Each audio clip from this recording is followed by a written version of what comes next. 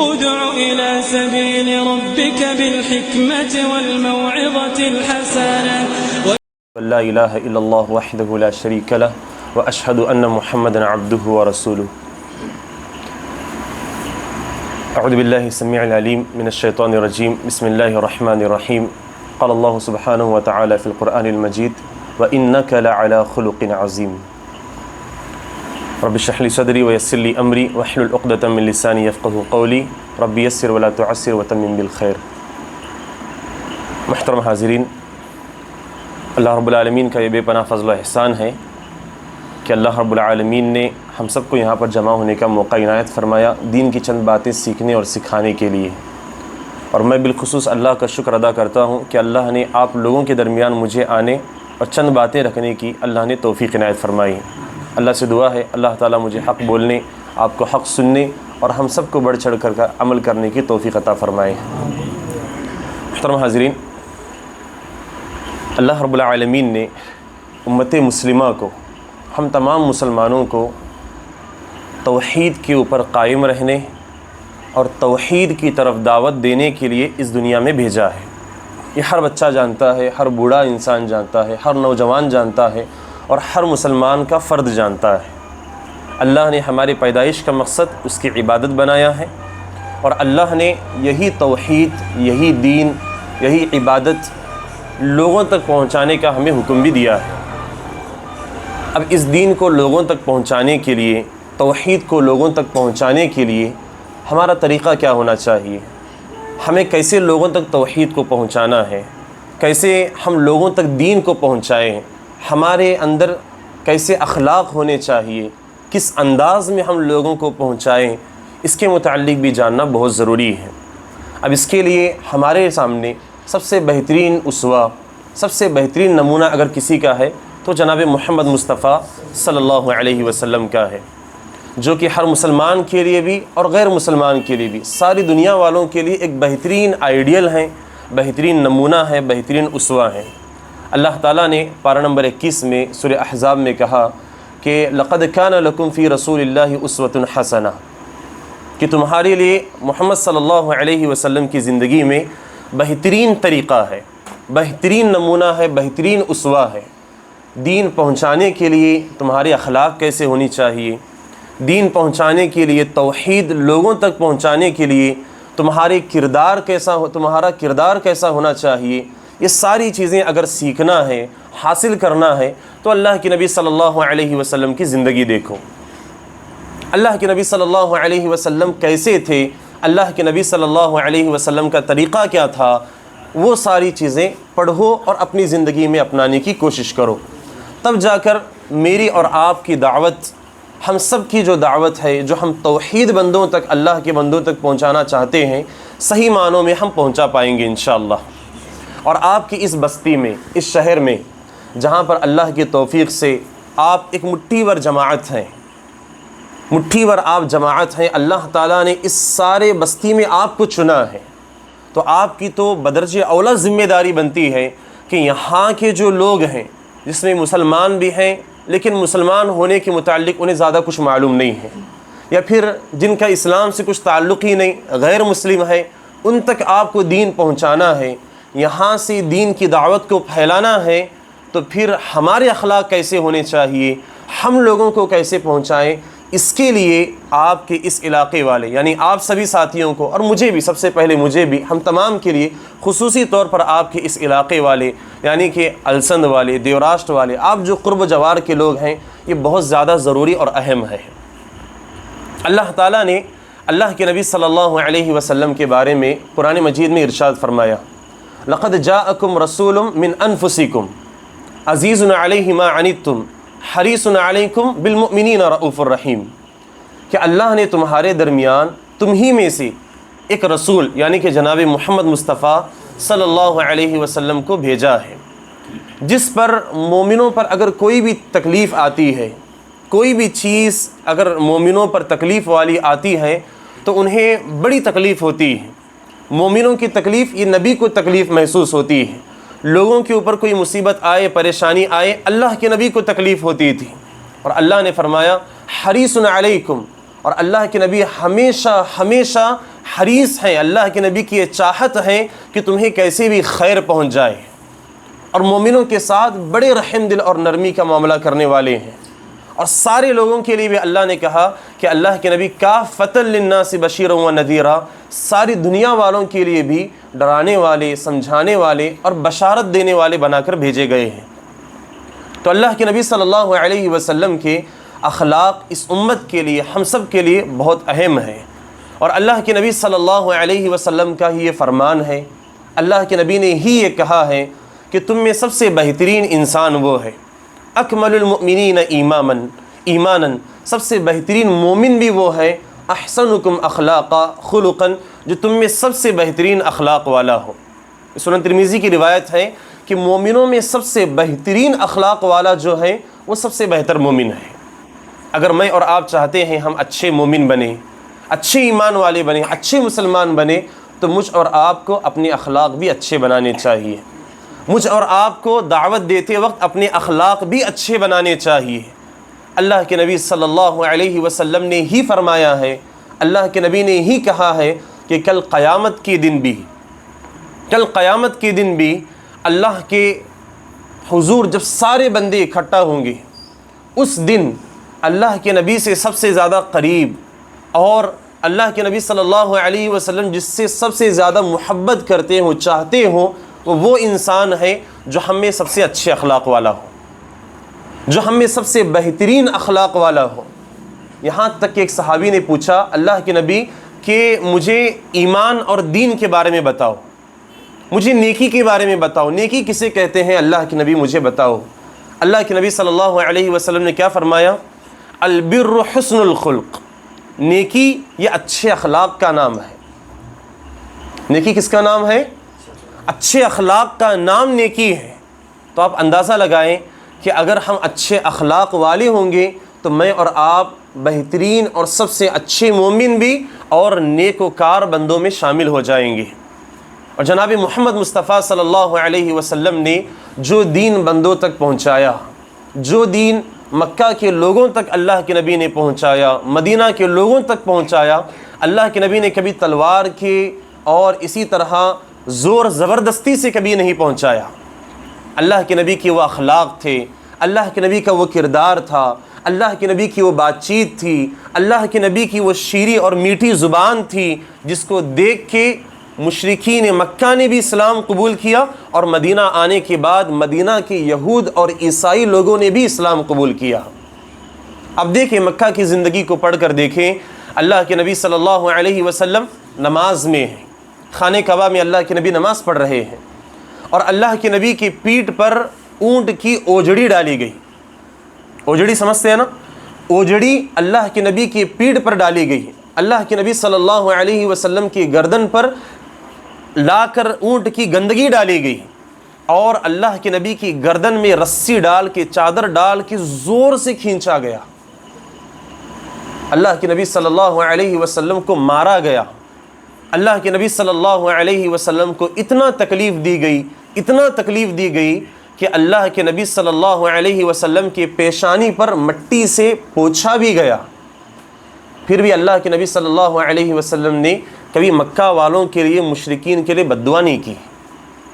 اللہ کے نبی پھر بھی اچھے اخلاق سے پیش آئے۔ اللہ کے نبی نے کبھی انہیں یہ نہیں کہا کہ تم پر اللہ کی لعنت ہو، تم برباد ہو جاؤ، ہلاک ہو جاؤ، کبھی اللہ کے نبی نے نہیں کہا۔ اللہ کے نبی ہمیشہ دعا کرتے تھے، اللہم اہدی قومی، اے اللہ میری اس قوم کو ہدایت دے، فإنہم لا یعلمون، اس لیے کہ اے اللہ تعالیٰ ان لوگوں کو معلوم نہیں کہ میرا مقام کیا ہے، میں کون ہوں، میں کیا دعوت دے رہا ہوں، یہ کیا چیز ہے، اس کی اہمیت ان کو نہیں معلوم ہے۔ اے اللہ تعالیٰ تو میری قوم کے لوگوں کو ہدایت دے۔ اللہ کے نبی نے کبھی ان کو بد دعا نہیں دی، کبھی مارا نہیں، اللہ کے نبی نے کبھی بدلہ نہیں لیا۔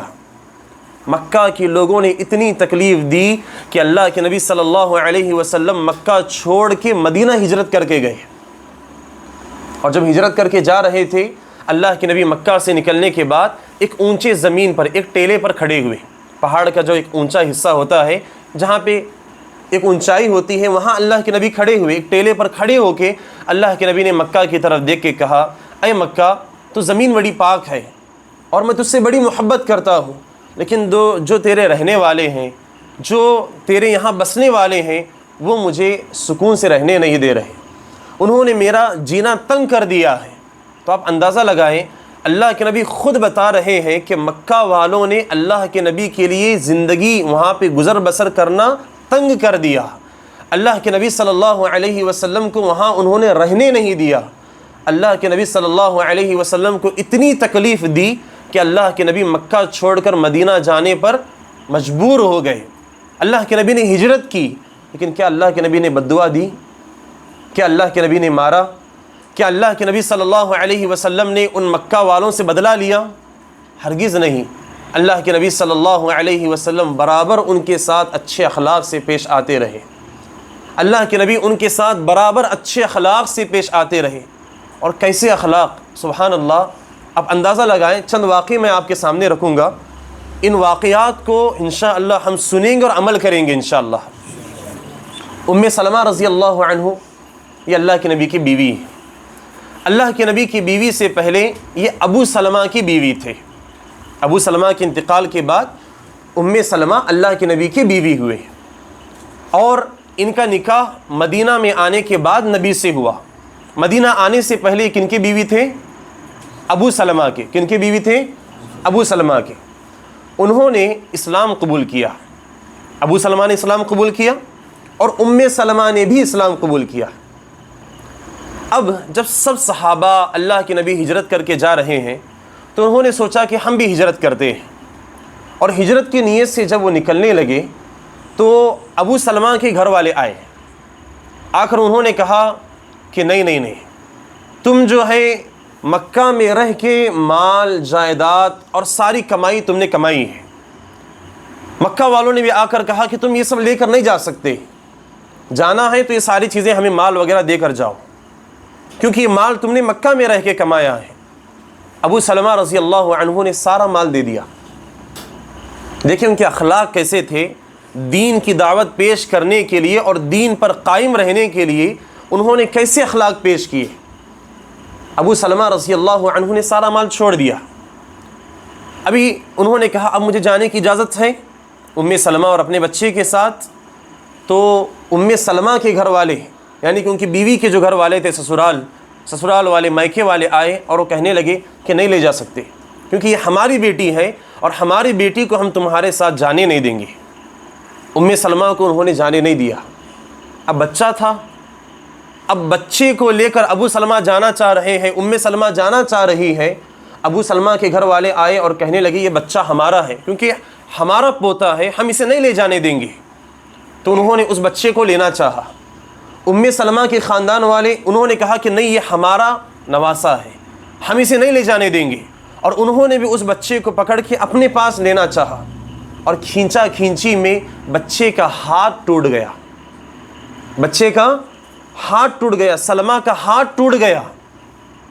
پھر بھی ان لوگوں نے تھوڑا بھی رحم نہیں کیا۔ ابو سلمہ رضی اللہ عنہ نے بچے کو بھی چھوڑ دیا، اپنی بیوی ام سلمہ کو بھی چھوڑ دیا، اور اکیلے تنے تنہا، ان کے پاس کچھ بھی نہیں تھا، اکیلے وہ ہجرت کر کے آئے، اللہ کے نبی کی خدمت میں پیش ہوئے، سارا واقعہ بتایا۔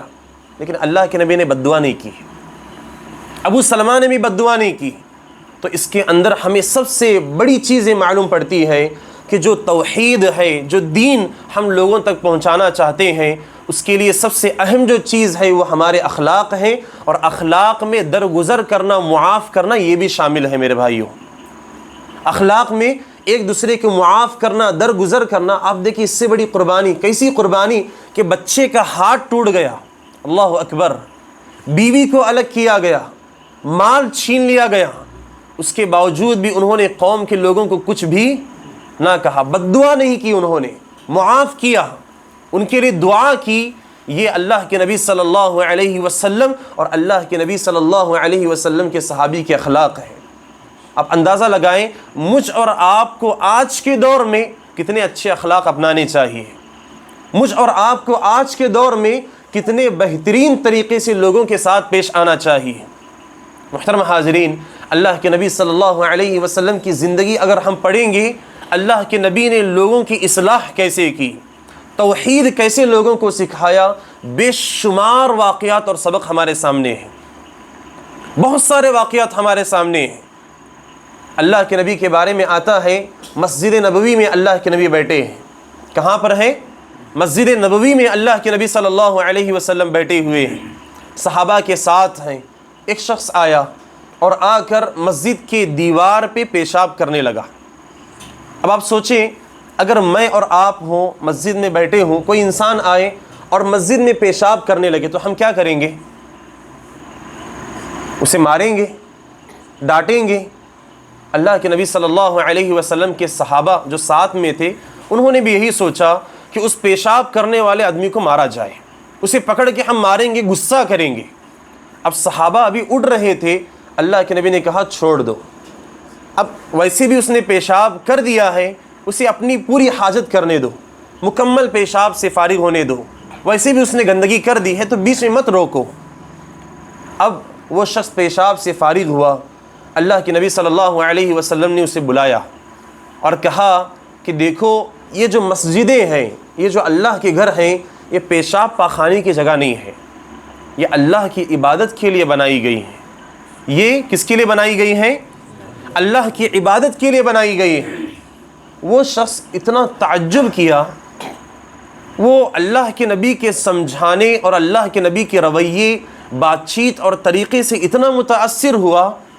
اس شخص نے کہا اے اللہ رب العالمین، اس نے ہاتھ اٹھایا، اللہ سے دعا کی، اے اللہ رب العالمین تو مجھ پہ رحم فرما اور محمد صلی اللہ علیہ وسلم پہ رحم فرما اور باقی کسی پہ رحم مت فرما. اللہ کے نبی نے کہا تم نے اللہ کی رحمت کو بہت کم کر دیا، اللہ کی رحمت تو بڑی وسیع ہے. اب اندازہ لگائیں، وہ شخص اللہ کے نبی کے بارے میں کہنے لگا کہ اللہ کے نبی سے بہتر معلم، سکھانے والا میں نے کبھی زندگی میں نہیں پایا. اور وہ شخص جو چند منٹوں پہلے مسجد اور صحابہ کے درمیان اس کا شمار ہونے لگا. اب سوچیں، اندازہ لگائیں کیا اخلاق تھے اللہ کے نبی کے، کیا رویہ تھا اللہ کے نبی کا، کیسے اللہ کے نبی نے سمجھایا تھا کہ ایک پیشاب کرنے والا، نبی نے سمجھایا تو اس سے باز آ گیا. صرف باز نہیں آیا بلکہ مسجد کے پاکی صفائی کرنے والے جو صحابہ تھے اس میں اس کا شمار ہونے لگا. وہ صحابہ کے ساتھ اٹھنے بیٹھنے لگا، وہ صحابہ کے ساتھ نبی کی مجلس میں آنے لگا. اللہ کے نبی نے صلی اللہ علیہ وسلم نے وہ اخلاق سے اسے سمجھایا جس کی وجہ سے وہ انسان اتنا متاثر ہوا اور وہ انسان دین کی طرف اور اسلام کی طرف راغب ہوا. بات سمجھ میں آ رہی ہے؟ عمل کریں گے نا انشاءاللہ؟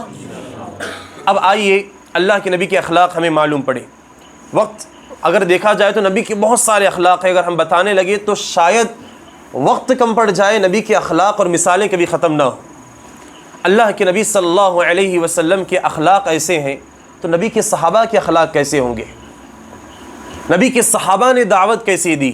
نبی کے صحابہ نے دین کو کیسے سمجھایا؟ اس کے لیے میں بڑی عمر والے صحابہ نہیں بلکہ میرے جیسے اور آپ جیسے ابھی جو جوانی کے دہلیز پر قدم رکھے تھے، ایک صحابی جن کا نام مصعب بن عمیر ہے. کیا نام ہے؟ مصعب بن عمیر رضی اللہ عنہ. آخر میں پوچھوں گا انشاءاللہ. مصعب بن عمیر رضی اللہ عنہ، ابھی اللہ کے نبی صلی اللہ علیہ وسلم مکہ میں تھے، مدینہ اللہ کے نبی نے ہجرت نہیں کی تھی. تو مصعب بن عمیر رضی اللہ عنہ نے اسلام قبول کیا. اور ایک ایسے صحابی تھے، ایسے صحابی کہ اسلام قبول کرنے سے پہلے اتنا بہترین لباس یہ پہنتے تھے کہ ویسا لباس مکہ میں کوئی اور دوسرا پہننے والا نہیں تھا. سبحان اللہ. ان کے چپل ایسے چپل تھے جو بعلبک ایک شہر تھا، اس شہر سے ان کے چپل بن کے آتے تھے. آج اگر ہم اس چپل کی قیمت لگائیں تو تقریباً لاکھوں میں اس کی رقم بنے گی. صرف چپل کی قیمت بتا رہا ہوں. وہ صحابی اسلام قبول کرنے سے پہلے وہ چپل پہنا کرتے تھے جس کی قیمت لاکھوں میں ہوگی. اور جو وہ عطر استعمال کرتے تھے، اگر ایک مرتبہ کسی گلی سے گزر جائے صبح کے وقت میں تو شام تک اس عطر کی خوشبو آتی تھی، یعنی کہ لانگ لاسٹنگ وہ عطر وہ استعمال کرتے تھے. اور ایسے خوبصورت صحابی اور ایسے بہترین اخلاق والے صحابی، لیکن اسلام قبول کیے تو ان کی ماں نے، ان کے چچا نے ان سے وہ عطر چھین لیا. وہ لباس چھین لیا، وہ چپل چھین لیے، اور ساری آسائش اور آرام کی چیزیں چھین لی۔ اور صرف چھینا نہیں بلکہ حضرت مصعب بن عمیر رضی اللہ عنہ کو ان کے چچا نے بوری کے اندر باندھ کے، بورا جو ہوتا ہے نا، بورا کھجور کے جو پتوں سے بنایا جاتا ہے، اس بورے سے حضرت مصعب بن عمیر کو باندھا کرتا تھا ان کا چچا، اور نیچے سے آگ کا دھواں دیا کرتا تھا۔ تو اب اندازہ لگائیں کیسی تکلیف ہوگی مصعب بن عمیر کو۔ ایسی تکلیف حضرت مصعب بن عمیر رضی اللہ عنہ کو دی گئی، لیکن پھر بھی انہوں نے اسلام کو چھوڑا نہیں چھوڑا، چچا کو بد دعا دی نہیں دی، بلکہ حضرت مصعب بن عمیر رضی اللہ عنہ کو اتنی تکلیف دی گئی، ایک وقت یہاں آیا کہ ان کی ماں نے دیکھا کہ بچے کو کتنی بھی تکلیف دو یہ اسلام چھوڑنے والا نہیں ہے، تو ان کی ماں نے ان کے جسم پہ جو لباس تھے، ساری چیزیں تھیں، وہ چھین لی، اور پیر پوچھنے کا جو میٹ ہوتا ہے نا، جس پہ ہم پیر پوچھتے ہیں، جسے ہم ٹاڈ بھی کہتے ہیں، وہ میٹ دے دیا کہ اس سے اپنی شرمگاہ چھپا لو بس۔ مصعب بن عمیر رضی اللہ عنہ اس میٹ کو لے کے اپنی شرمگاہ چھپا کے نبی کی مجلس میں حاضر ہوئے۔ اللہ کے نبی صلی اللہ علیہ وسلم دیکھے تو اللہ کے نبی رونے لگے، صحابہ کی آنکھ آنسوں سے اشکبار ہو گئی کہ یہ وہ مصعب بن عمیر ہے جس کی جوانی اور اس کا اسلام قبول کرنے سے پہلے کا جو وقت تھا، کیسی اس کی زندگی تھی، ہم نے دیکھی ہے۔ آج جسم چھپانے کے لیے صرف ٹاٹ اس کے پاس ہے۔ اللہ کے نبی صلی اللہ علیہ وسلم نے مصعب بن عمیر رضی اللہ عنہ کو، ایسے صحابی کو، مدینہ اسلام سکھانے کے لیے، دین سکھانے کے لیے داعی بنا کر بھیجا۔ کسے؟ مصعب بن عمیر کو۔ اور اسلام کے صحابہ میں سب سے پہلے داعی کون ہے؟ مصعب بن عمیر رضی اللہ عنہ۔ یہ نوجوانوں کے لیے غور سے سنیں انشاءاللہ۔ مصعب بن عمیر مدینہ پہنچے۔ مدینہ پہنچنے کے بعد اسعد بن زرارہ رضی اللہ عنہ ان کے گھر انہوں نے قیام کیا، اور اسعد بن زرارہ نے انہیں اپنے گھر میں جگہ دی، ان کے گھر میں وہ رہے، اور اسعد بن زرارہ اسلام قبول کر لیے، اللہ نے انہیں اسلام کی توفیق دی۔ اب مصعب بن عمیر رضی اللہ عنہ جو کہ ایک نوجوان ہے، زیادہ عمر والے نہیں، جان بوجھ کے میں نے نوجوان کا واقعہ آپ کے سامنے لیا ہے تاکہ ہمیں معلوم پڑے کہ ہم نوجوانوں کو بھی دین کی دعوت کیسی دینی ہے۔ مصعب بن عمیر رضی اللہ عنہ مدینہ پہنچنے کے بعد اسعد بن زرارہ رضی اللہ عنہ کے ساتھ میں مدینہ کے جو باغ ہوتے تھے، جو کھیت ہوتے تھے، وہاں پر جاتے اور لوگوں کو وہاں پر اسعد بن زرارہ جمع کرتے، جو اسلام قبول کیے ہوتے ان کو بھی، اور جو اسلام قبول نہ کیے ہوتے ان کو بھی۔ مصعب بن عمیر بہترین اخلاق اور بہترین طریقے سے قرآن کو سمجھاتے تھے، انہیں اسلام اور دین کے بارے میں بتاتے تھے کہ اللہ تعالیٰ نے ہمیں کون سا دین دیا اور کس پر عمل کرنے کا حکم دیا، ہمارا اسلام کیا ہے، اللہ کی عبادت کیوں کرنا چاہیے، ایک اللہ کی عبادت ہونی چاہیے، یہ ساری چیزیں سمجھاتے تھے۔ اب مصعب بن عمیر رضی اللہ عنہ ایک مرتبہ قبیلے بنو ظفر، کیا نام ہے قبیلہ؟ بنو ظفر۔ بنو ظفر ایک قبیلہ تھا، جیسے ہم کہتے ہیں نا ایک ایریا، وہاں پہ رہنے والے سارے لوگ، خاندان کنبہ، ایک قبیلے کے لوگ تھے۔ وہاں پر مصعب بن عمیر رضی اللہ عنہ ایک باغ میں لوگوں کو دین سمجھا رہے تھے، سکھا رہے تھے۔ اب ہوا کیا کہ بنو ظفر کے بازو میں عبد الاشہل اس نام کا ایک اور قبیلہ تھا، اور اس قبیلے میں دو بڑے سردار تھے، ایک سعد بن معاذ اور ایک اسید بن حضیر۔ ایک سعد بن معاذ، ساتھ میں بولے، ایک سعد بن معاذ اور اسید بن حضیر، یہ مدینہ کے بڑے بڑے سرداروں میں سے دونوں بھی ایک تھے۔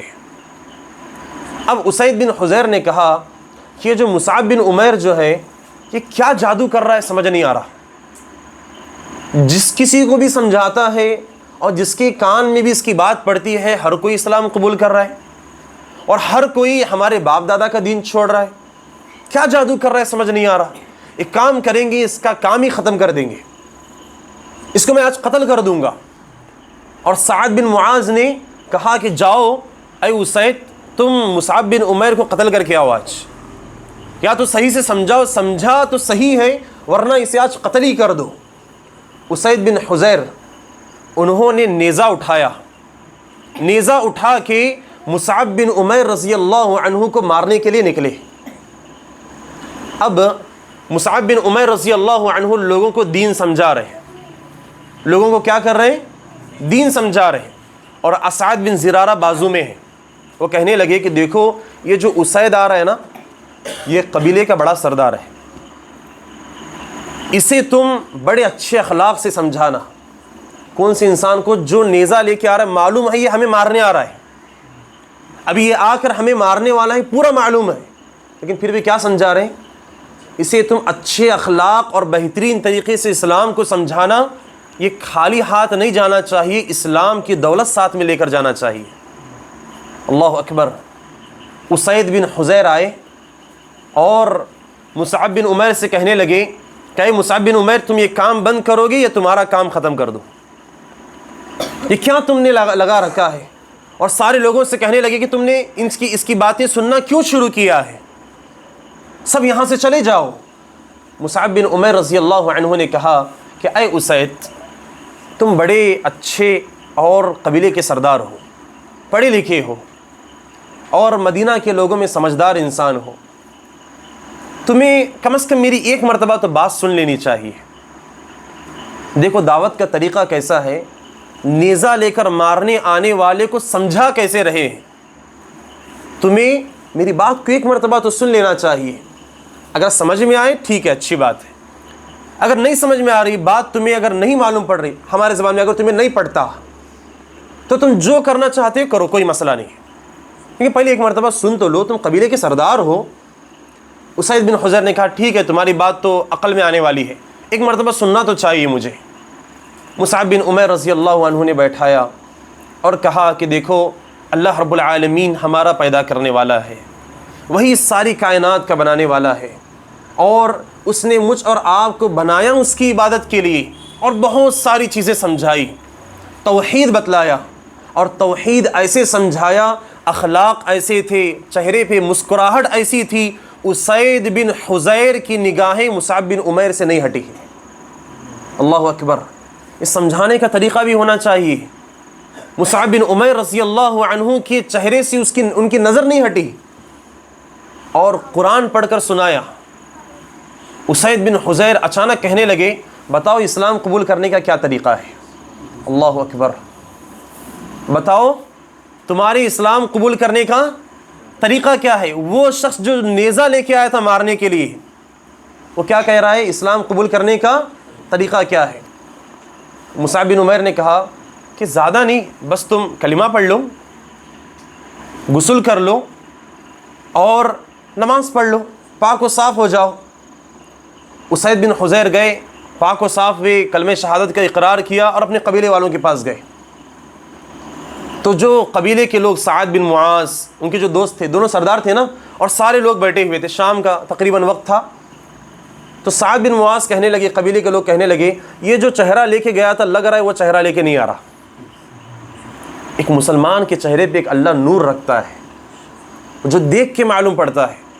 قبیلے کے لوگ اور سعد بن معاذ نے کہا جو چہرہ یہ لے کے گیا تھا لگ رہا وہ چہرہ لے کے نہیں آ رہا ہے۔ سعد بن معاذ ان کے پاس گئے، اسید بن حضیر رضی اللہ عنہ، اور کہنے لگے کہ دیکھو بھائی، بات تو جو اس نے کی بڑی عقل مندانہ بات تھی، میں سوچتا ہوں تمہیں بھی ایک مرتبہ سن لینا چاہیے، کیونکہ تم بھی قبیلے کے سردار ہو، میرے دوست ہو، اب یہ بات مجھے سمجھ آ رہی ہے تو تمہیں بھی سمجھ آئے گی۔ سعد بن معاذ نے کہا ظاہر سی بات ہے، جو بات تمہیں سمجھ میں آ رہی ہے، تم سردار ہو کہ اس بات کو قبول کر کے اسلام قبول کر چکے ہو، تو واقعی اس کے اندر کوئی چیز ہوگی۔ لیکن پھر بھی سعد بن معاذ کو غصہ تھا کہ کیسا جادو مصعب بن عمیر نے کیا کہ میرا دوست مجھ سے چھین لیا، یعنی کہ میرا دوست بھی اسلام قبول کر لیا۔ تو سعد بن معاذ مصعب بن عمیر کے پاس آئے، جہاں پر وہ لوگوں کو بیٹھ کے دین سمجھا رہے تھے۔ واقعہ سن رہے ہیں نا، سب حاضر ہیں ساتھ میں۔ پہلے اسلام کس نے قبول کیا دونوں دوستوں میں؟ اسید بن حضیر۔ کیا نام ہے؟ اسید بن حضیر۔ اب سعد بن معاذ آئے، ایزی ہے نام، سعد اور اسید یاد رکھ سکتے ہیں۔ سعد بن معاذ آئے اور کہنے لگے یہ کیا جادو تم نے چالو کیا ہے، میرے دوست کو تم نے بددین کر دیا، اور تم کیا سمجھا رہے ہو، تم یہاں سے بورا بستر لپیٹ کے جاؤ گے یا پھر میں تمہارا کام ختم کر دوں۔ ایک دھمکی والے انداز میں سمجھایا۔ مصعب بن عمیر نے ان سے بھی وہی بات کہی، تم بڑے عقل مند ہو، سمجھدار ہو، قبیلے کے سردار ہو، ایک سمجھ بوجھ رکھنے والے انسان ہو، تمہارے لیے یہ لہجہ زیب نہیں دیتا، ایک بار تو بات سن لینا چاہیے، بات پڑ جائے تو ٹھیک ہے، ورنہ تم جو کہو گے وہ، پھر تمہارا جو فیصلہ ہے تم وہ کر لینا۔ سعد بن معاذ نے کہا چلو تمہاری کیا بات ہے سنا دو۔ مصعب بن عمیر رضی اللہ عنہ ایک نوجوان ہے، اچھے اخلاق سے بہترین طریقے سے انہیں بیٹھا کے سمجھاتے ہیں، اور کیسے بیٹھاتے ہیں مورخین بتاتے ہیں، کنویں پر، ایک کنویں کے اوپر جو ایک یہ سیمنٹ سے جو بنایا جاتا ہے جہاں پہ گھڑے وغیرہ رکھتے ہیں پانی نکال کر، وہاں پر مصعب بن عمیر رضی اللہ عنہ نے سعد بن معاذ کو بیٹھایا اور بڑے پیار سے محبت سے سعد بن معاذ کی طرف دیکھ کے آنکھ میں آنکھ ڈال کے پیار سے سمجھانے لگے، قرآن پڑھ کر کے سنایا۔ اچانک سعد بن معاذ نے کہا کہ تمہارے اسلام میں داخل ہونے کا طریقہ کیا ہے بتاؤ مجھے۔ سبحان اللہ، کیا اخلاق تھے مصعب بن عمیر کے کہ قبیلے کے دو بڑے سردار سعد بن معاذ یہ کہنے لگے تو پھر وہی بات مصعب بن عمیر نے سمجھائی جو اسید بن حضیر کو بتایا تھا، پاک و صاف ہو جاؤ، کلمے کا اقرار کرو، نماز پڑھو۔ تو سعد بن معاذ رضی اللہ عنہ نے کلمے کا اقرار کر لیا، پاک و صاف ہوئے، نہا لی، 2 رکعت نماز انہوں نے پڑھ لی، اور گئے جا کر قبیلے کے لوگوں کو انہوں نے کہا کہ دیکھو جس انسان سے میں مل کر آیا ہوں اور وہ جس چیز کی طرف دعوت دے رہا ہے، جس نبی کی وہ بات بتا رہا ہے، وہ بڑی اچھی بات ہے، تمہارے قبیلے کا سردار میں اسلام قبول کر چکا ہوں، تمہارے نزدیک میرا کیا مقام ہے؟ جب تمہارے قبیلے کے بڑے لوگ اسلام قبول کر رہے ہیں تو تمہیں بھی قبول کر لینا چاہیے، اور اگر تم قبول نہیں کرو گے تو پھر میں اناج نہیں دوں گا۔ تو قبیلے کے جو لوگ تھے اس میں سے ایک بچے نے کہا کہ میں اسلام قبول کرتا ہوں۔ پھر اس کے بعد میں سعد بن معاذ مصعب بن عمیر رضی اللہ عنہ کو لے کر سارے لوگ اس قبیلے میں جا کر، قبیلے بنو عبد الاشہل، ان کو سمجھانے لگے، اور پورا کا پورا قبیلہ شام ہونے سے پہلے اسلام میں داخل ہو گیا۔ اللہ اکبر۔ اور شام میں مغرب کی اذان سے پہلے، یعنی مغرب سے پہلے تک مدینے کے قبیلے بنے عبد الاشہل میں کلمہ لا الہ الا اللہ اور اللہ اکبر کی تکبیر بلند ہو گئی، سارا قبیلہ مشرف بہ اسلام ہوا۔ سبحان اللہ، اندازہ لگاؤ آپ، سارا پورا کا پورا قبیلہ اسلام قبول کر لیا۔ کیا اخلاق تھے مصعب بن عمیر رضی اللہ عنہ کے، اور انہوں نے کیسے سمجھایا ہوگا کہ سردار نے بھی اور سارے قبیلے نے ایک دن میں، اور وہ بھی مغرب سے پہلے، پورا کا پورا قبیلہ مشرف بہ اسلام ہو گیا۔ اللہ اکبر۔ اور مصعب بن عمیر رضی اللہ عنہ نے ایسے دعوت دی، لوگوں کو ایسے سمجھایا، ایسے اخلاق پیش کیے، ان کے اخلاق ایسے تھے، اخلاق دیکھ کے مدینہ میں کوئی گھر ایسا نہیں تھا کہ نبی ہجرت کر کے آئے اور اس گھر میں دین نہ پہنچا ہو۔ اللہ کے نبی ہجرت کر کے آئے تو نبی کے پہنچنے سے پہلے ہر گھر میں کم از کم 2 یا 1 آدمی ضرور مسلمان تھا۔ سبحان اللہ، یہ کیا چیز تھی؟ کس چیز کو دیکھ کے انہوں نے اسلام قبول کیا؟ اخلاق تھے میرے بھائیوں، اخلاق تھے۔ تو آپ کے اس قریے میں آپ لوگوں کی اس سب سے بڑی ذمہ داری بنتی ہے۔ میں اور آپ دیکھو، وہاں پر بھی پورے غیر مسلم تھے جن کو مصعب بن عمیر نے سمجھایا، تو میرے اور آپ کے لیے غیر مسلموں کو سمجھانے کے لیے بھی مصعب بن عمیر ایک نمونہ ہے۔ ان کے اخلاق ہمارے واسطے ایک نمونہ ہیں کہ ہم اپنے اخلاق سے، اپنی بات چیت سے یہاں کے لوگوں کو، السند کے لوگوں کو، غیر مسلموں کو دین کیا ہے ہم وہ بتائیں۔ اصل مسئلہ کیا ہے معلوم؟ سب سے بڑا مسئلہ کیا ہے؟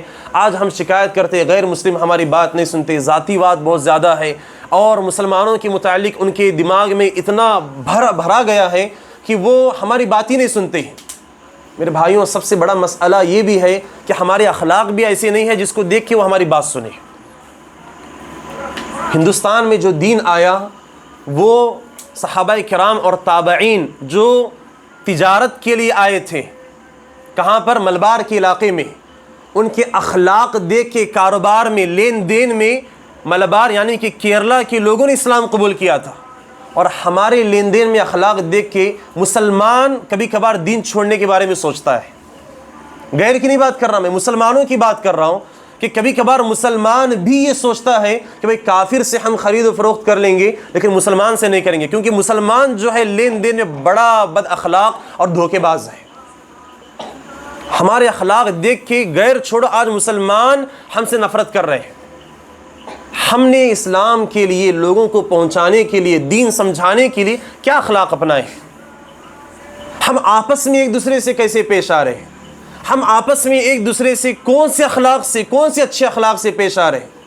پھر بھائیوں، افسوس کی بات ہے ہم بڑے جذبے سے اور سینہ ٹھوک کے کہتے ہیں ہم مسلمان ہیں، موحد ہیں، دین کی تبلیغ کرنے والے ہیں، سنت پر چلنے والے ہیں، سارے مسلمانوں کے لیے ہمدردی ہے، لیکن ہمارا رویہ، ہماری بات چیت اور ہماری دعوت دیتے وقت ہمارا طریقہ، ہماری گفتگو ایسی سخت ہے کہ سامنے والا بات سننے کے لیے تیار نہیں ہے، سامنے والا ہم سے بات چیت کرنا پسند نہیں کر رہا، سامنے والا سمجھتا ہے ارے بھائی کہیں پہ مل گیا تو پھر جنت جہنم کی فتوے جھاڑے گا، کہیں پر اگر پکڑ لے تو پھر فوراً حلال حرام اتنے سختی کے ساتھ، ابھی دین معلوم نہیں، یہ ساری چیزیں ہمیں ایسے سمجھائے گا جیسے ہم ابھی جہنمی ہو گئے، ابھی اگر کوئی مسئلہ ہو تو ایسے سمجھائے گا کہ سارے لوگوں کے سامنے ہماری عزت چلی جائے اور سب کے سامنے ہمیں بددین کر دے۔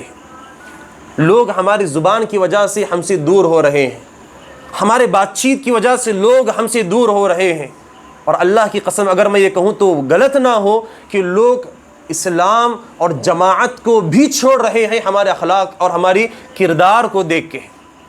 یہ افسوس کی بات ہے یا نہیں ہے میرے بھائیوں؟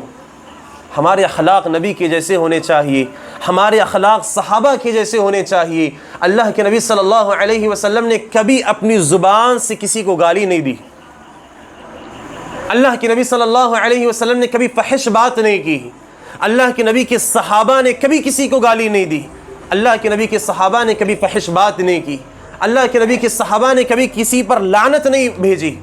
میرے بھائیوں یاد رکھیں، توحید یہ بہت بہترین چیز ہے، اور اس کو پیش کرنے کے لیے مجھ اور آپ کو اپنی اخلاق سنوارنا بہت اہم ہے۔ ہم دیکھیں کبھی کسی ہوٹل میں ہم جاتے ہیں، یہ مثال شاید میں سمجھتا ہوں انشاءاللہ سمجھ میں آ جائے گی، ہوٹل میں کھانا کتنا بھی اچھا بنے، کتنا بھی بہترین بنے، لیکن جس پلیٹ میں وہ کھانا ہمیں ڈال کے دے رہا ہے اگر وہ پلیٹ اچھا نہیں تو ہم کھائیں گے؟ جس برتن میں ہمیں وہ دے رہا ہے اگر وہ برتن گندا ہو یا اس میں داغ لگے ہوئے ہوں تو ہم کھانا کھائیں گے؟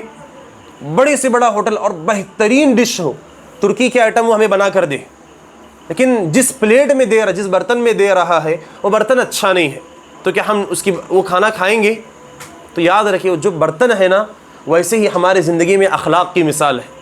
ہم جو دعوت دے رہے ہیں وہ 24 کیرٹ سننا ہے، یعنی کہ جس چیز کی دعوت دے رہے توحید وہ بہت اہم چیز ہے، وہ ہیرے اور جواہرات سے بڑھ کر قیمتی ہے، لیکن ہم جو بتا رہے ہیں، ہمارا جو طریقہ ہے، ہم جو دعوت دے رہے ہیں، ہمارا جو انداز ہے، یہ ہمارے اخلاق، ہمارا طریقہ یہ بہت اثر کرتا ہے میرے بھائیوں۔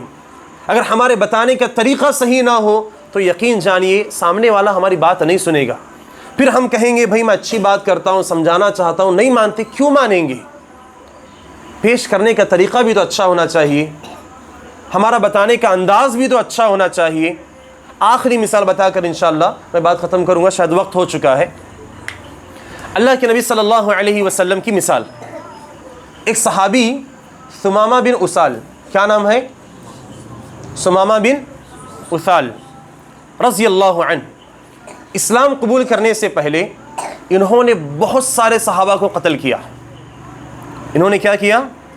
بہت سارے صحابہ کو قتل کیا، بہت سارے صحابہ کو۔ اب اللہ کے نبی صلی اللہ علیہ وسلم یمامہ کی طرف ایک لشکر بھیجے تھے، جب وہ لشکر واپس آنے لگا تو راستے میں ثمامہ بن اسال کو صحابہ نے پکڑ لیا اور قید بنا کے اللہ کے نبی صلی اللہ علیہ وسلم کی خدمت میں پیش کیا۔ ثمامہ بن اسال اللہ کے نبی کی خدمت میں آئے تو اللہ کے نبی نے انہیں مسجد نبوی کے ایک پلر سے باندھ دیا، کہاں پہ باندھا اللہ کے نبی نے؟ مسجد کی پلر سے. اور سمامہ بن اسال کے پاس آئے اور کہنے لگے اے سمامہ بن اسال کیا حال ہے، کیا خیال ہے، کیا کہتے ہو؟ سمامہ بن اسال نے کہا اگر تم مجھے مارتے ہو اے محمد تو تم ایسے انسان کو مار رہے ہو جس نے تمہارے بہت سارے انسانوں کو مارا ہے، مجھے کوئی افسوس بھی نہیں ہے. بات کرنے کا طریقہ دیکھو، قید ہے لیکن پھر بھی انداز کیسا ہے. اللہ کے نبی صلی اللہ علیہ وسلم نے کچھ نہیں کہا. پھر سمامہ بن اسال کہنے لگے اگر تم مجھے معاف کرتے ہو تو ایک ایسے انسان کو معاف کرو گے جو بڑا شکر گزار ہے، احسان مند ہے، یعنی کہ تمہارا احسان میں چکاؤں گا، تمہیں میں مال بھی دوں گا اور میں تمہیں اس کا بہترین بدلہ بھی دوں گا. اللہ کے نبی صلی اللہ علیہ وسلم نے کچھ نہیں کہا. اللہ کے نبی صلی اللہ علیہ وسلم چلے گئے اور صحابہ کرام اللہ کے نبی صلی اللہ علیہ وسلم اللہ کے نبی نے صحابہ سے کہا کہ جو کھجور ہوتی ہے، کھجوریں لا کر مسجد نبوی کے ستون پہ باندھ دو. سمامہ بن اسال کو جو کھجور لگے وہ کھا لیں گے. پکے کھجور چاہیے پکے بھی، کچے بھی، زیادہ پکے زیادہ، ان کو جو کھجور چاہیے اس میں سے پکے بھی کچے بھی، کھجور الگ الگ قسم کے ہوتے ہیں، وہ سارے کھجور کھا سکتے ہیں. اور صحابہ کرام اپنے گھر سے کھانا پکا کر کے سمامہ بن اسال کو لا کے کھلایا کرتے تھے. اللہ اکبر. اللہ کے نبی دوسرے دن آئے، سمامہ بن اسال سے کہنے لگے اے سمامہ بن اسال کیا خیال ہے تمہارا، کیا کہتے ہو، اسلام قبول کرو گے؟ سمامہ بن اسال نے کہا اگر تم مجھے مارو گے تو ایک ایسے انسان کو مار رہے ہو جس نے تمہارے بہت سارے لوگوں کو مارا ہے. طریقہ دیکھو ایک متکبرانہ جو کہتے ہیں. اور اگر معاف کرو گے تو میں تمہارا احسان چکا دوں گا. اللہ کے نبی نے کچھ نہیں کہا. پھر مہمان نوازی برابر ہوئی ان کی، اچھے سے اچھا کھلایا گیا. اور دشمن جس نے کئی صحابہ کو مارا ہے اسے بہترین سے بہترین کھجور کھلا رہے. تیسرے دن بھی وہی معاملہ. اللہ کے نبی نے کہا کہ ایک کام کرو، زبردستی اسلام میں نہیں ہے، چھوڑ دو انہیں، معاف کر دو. سمامہ بن اسال اللہ کے نبی صلی اللہ علیہ وسلم کے چھوڑنے کے بعد مسجد نبوی سے نکلے اور قریب میں جا کر ایک باغ میں کنواں تھا، اس کنویں سے انہوں نے غسل کر لیا. کیونکہ مسجد نبوی میں بندھے ہوئے تھے تو وہ ساری چیزیں دیکھ رہے تھے جو نبی صحابہ کو سکھا رہے تھے. انہوں نے وہ ساری چیزیں سنی ہوئی تھی. گئے، انہوں نے غسل کیا، پاکی صفائی حاصل کی اور اللہ کے نبی کی خدمت میں آ کر کہنے لگے اے اللہ کے نبی صلی اللہ علیہ وسلم اشہد انک لا الہ الا اللہ و اشہد انک رسول اللہ. میں گواہی دیتا ہوں کہ اللہ تعالیٰ ایک ہے اور آپ اللہ کے سچے رسول ہیں. سبحان اللہ.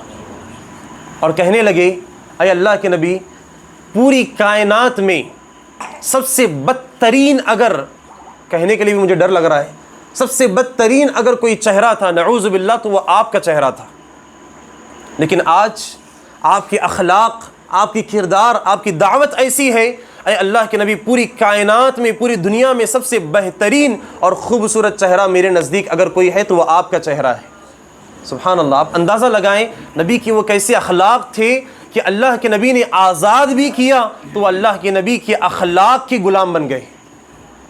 اللہ کے نبی کی کردار اور اللہ کے نبی کے اخلاق، صحابہ کا رویہ دیکھ کے انہوں نے اسلام قبول کر لیا.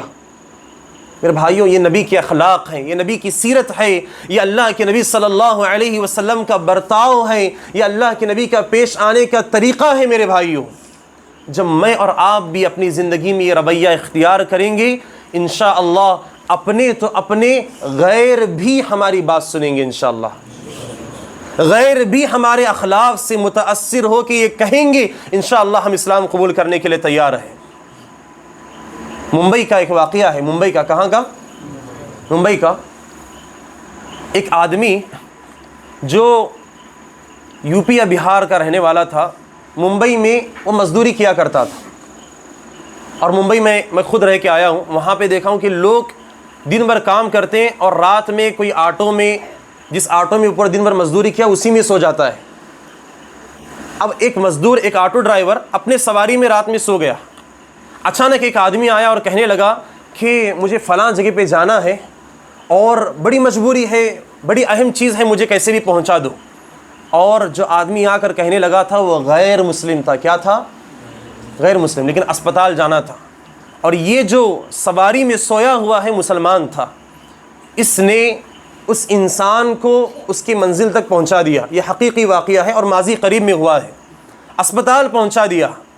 اسپتال پہنچانے کے بعد جب وہ مزدوری دینے لگا تو اس نے کہا مجھے مزدوری نہیں چاہیے, تم مجبور تھے, پریشان تھے, میں نے تمہاری مدد کی. تو اس نے کہا کہ تم نے یہ مدد کیوں کی ہے؟ تو اس انسان نے کہا میں نے دیکھا تم تکلیف میں تھے, ہمارا دین, ہمارا مذہب ہمیں یہ سکھاتا ہے, یہ اخلاق کی تعلیم دیتا ہے کہ اگر کوئی مجبور ہو, پریشان حال ہو تو اس کا دھرم نہ دیکھو بلکہ اس کی مجبوری دیکھو. اور میں نے ہمارے اسلام کی تعلیم اور اخلاق کی جو تعلیم ہے اس پہ عمل کرتے ہوئے تمہاری مدد کی ہے. سبحان اللہ. وہ انسان اتنا متاثر ہوا کہ اس نے اس کے اخلاق دیکھ کے, ایک آٹو ڈرائیور کے اخلاق دیکھ کے اس نے اسلام قبول کر لیا. میرے بھائیوں, یہ زندی اور جیتی جاگتی مثالیں ہیں ہمارے لیے. اللہ تعالیٰ سے میں دعا کرتا ہوں جتنی باتیں بتائی گئی ہیں شاید کافی و وافی ہے انشاءاللہ. اللہ تعالیٰ مجھے بھی اور آپ تمام کو اچھے اخلاق کے ساتھ لوگوں کو دین کی بات پہنچانے کی توفیق عنایت فرمائے.